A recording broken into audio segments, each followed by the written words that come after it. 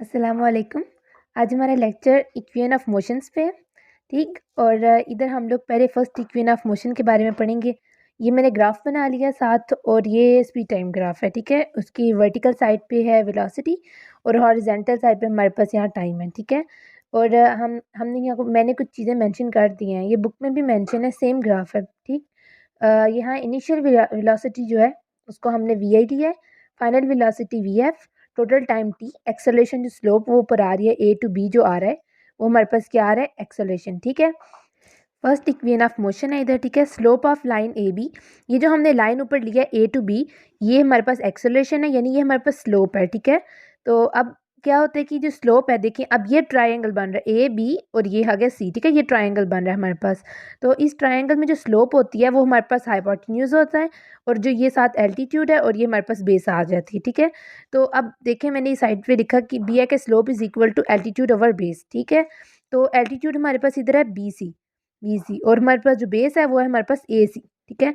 और अब हमने देखना है कि हमने एल्टीट्यूड का कैसे वैल्यू निकालनी है। वो हम ऐसे निकालेंगे कि इस बी सी को हम स्प्लिट कर देंगे ताकि हम बी सी की वैल्यू फाइंड कर सकें।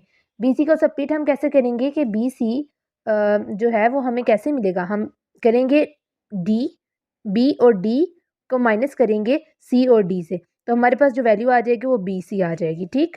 और उसके बाद ये हमारे पास नीचे हम लिख कर आएंगे, तो A is equal to B D minus C D और डिवाइडेड बाई ए सी, ठीक है।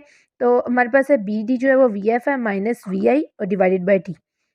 ये अब हमारे पास जो वैल्यू, ये जो सारी चीज़ें हैं मैंने मेंशन की है इस तरफ सारी, कि B D is equal to V F है, C D is equal to, देखिए सी जो सी डी है ना वो ओ ए के बराबर है इस तरफ, तो ओ ए कितना था, वी आई, इस वजह से हमारा सी डी भी वी आई के बराबर हो जाएगा, यानी इनिशियल वेलोसिटी के बराबर हो जाएगा।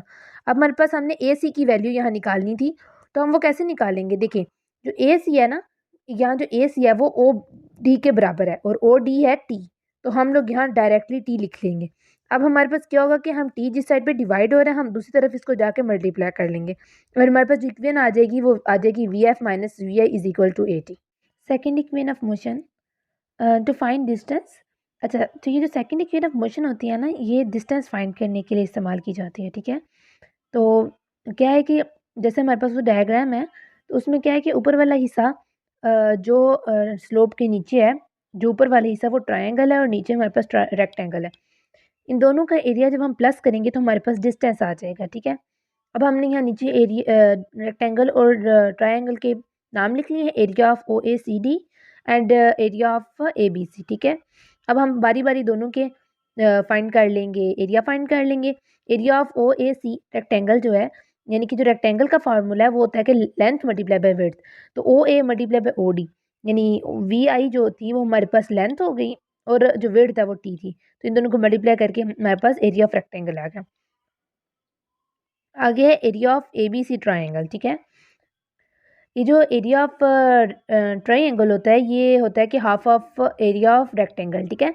रेक्टेंगल को जब हम हाफ काटते हैं दो एजेस से जो आमने सामने होते हैं, तो हमारे पास एक रेक्टेंगल बन जाता है, ट्राइंगल बन जाता है।